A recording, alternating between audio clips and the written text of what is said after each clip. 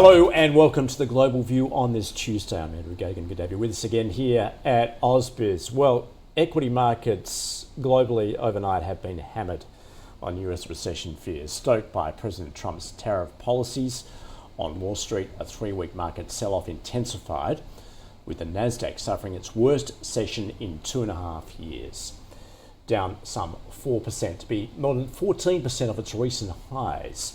The S&P 500 touched its lowest level since September and is approaching correction territory. The Magnificent Seven led those declines as investors dumped the group for perceived safer plays. Tesla tumbling around 15% for its worst day since 2020. This after UBS cut its first quarter FY25 delivery forecast. Elsewhere, Alphabet, Meta falling substantially as well, including Nvidia, which came off 5%. Palantir, another stock loved by retail traders, down some 10%. Elsewhere, shares of copper miners, including US-listed shares of BHP and Rio, have fallen, tracking prices of the red metal lower. In fact, commodities lower across the board. And Delta Airlines reporting after the bell, cutting its profit expectations almost in half for the first quarter as economic volatility and concerns over flight safety weigh on US travel demand.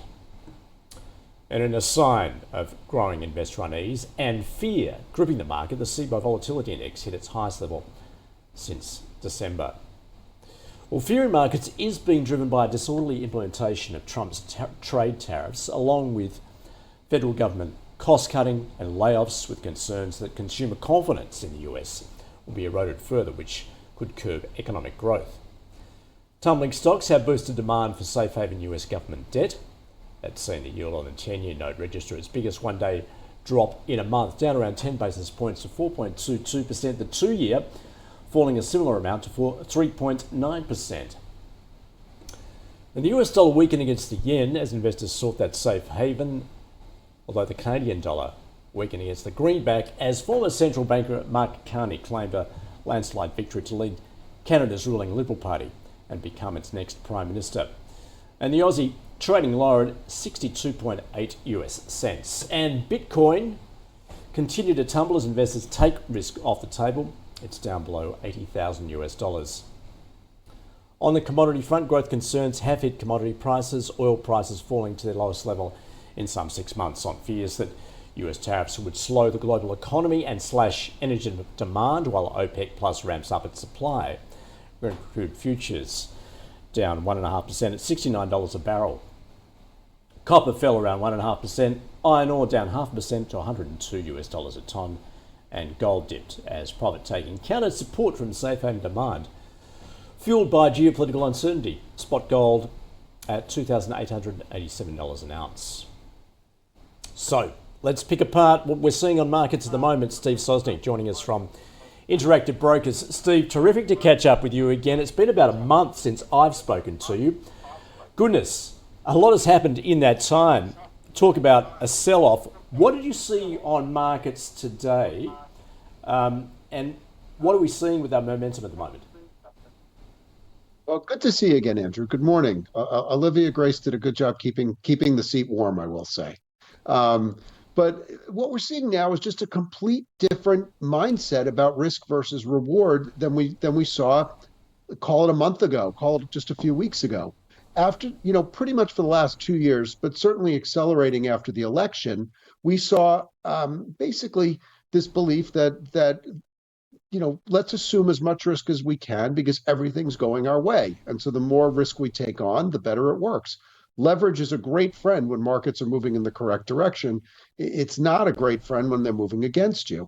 And what's changed is I think there was this great enthusiasm that the new administration was going to lighten regulation, ease the tax burdens, and just make things simpler for investors. Because in the first administration, Trump tended to focus on stocks as a barometer for how he was doing.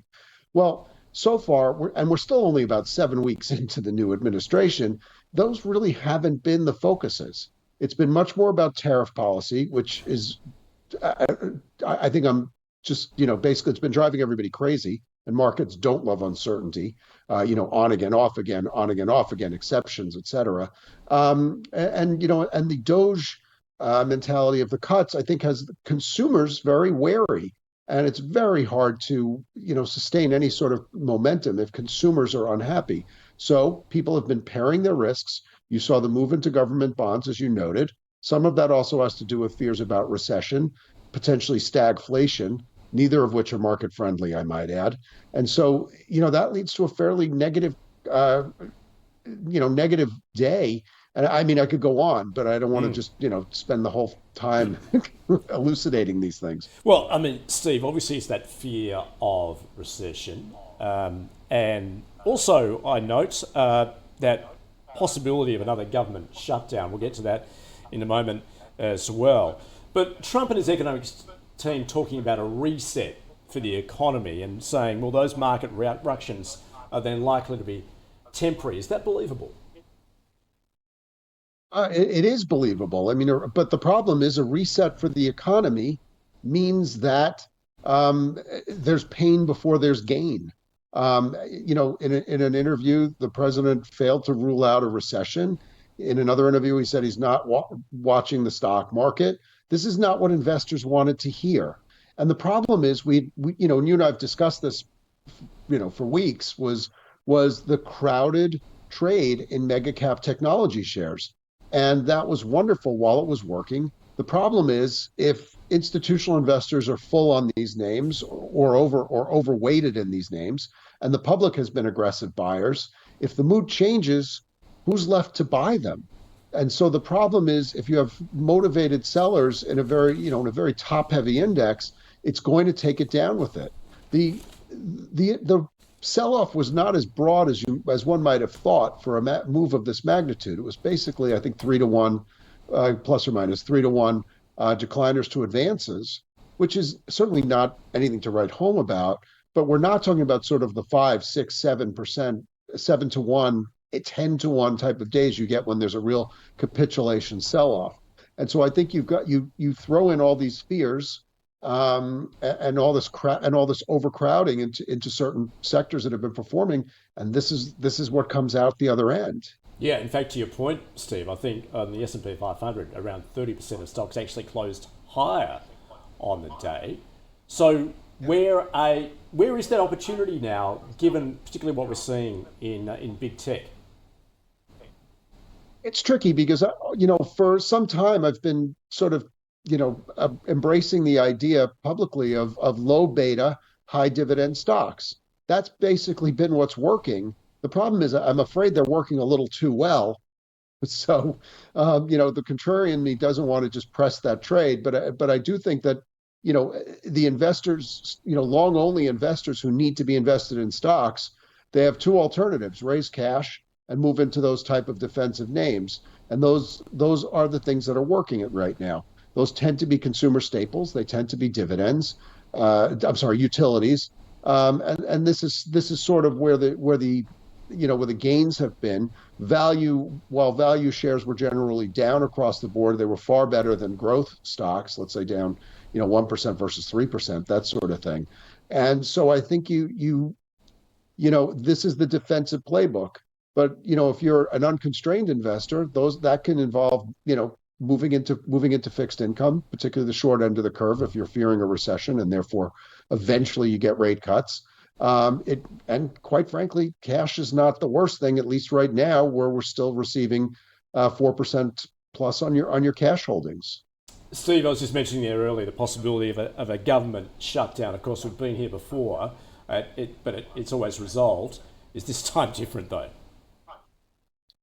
Oh, the most dangerous phrase in investing, right? This time it's different, but it does feel like there's a stronger possibility that we could get a government shutdown. I think it would be Friday night, Saturday morning, Saturday midnight kind of thing, because you've got the Republicans in the House, which have a razor thin majority, and not all the members are necessarily down with the idea of cutting one type of spending, to pay for tax cuts that are probably bigger than the amount of cost savings that we're seeing in other places.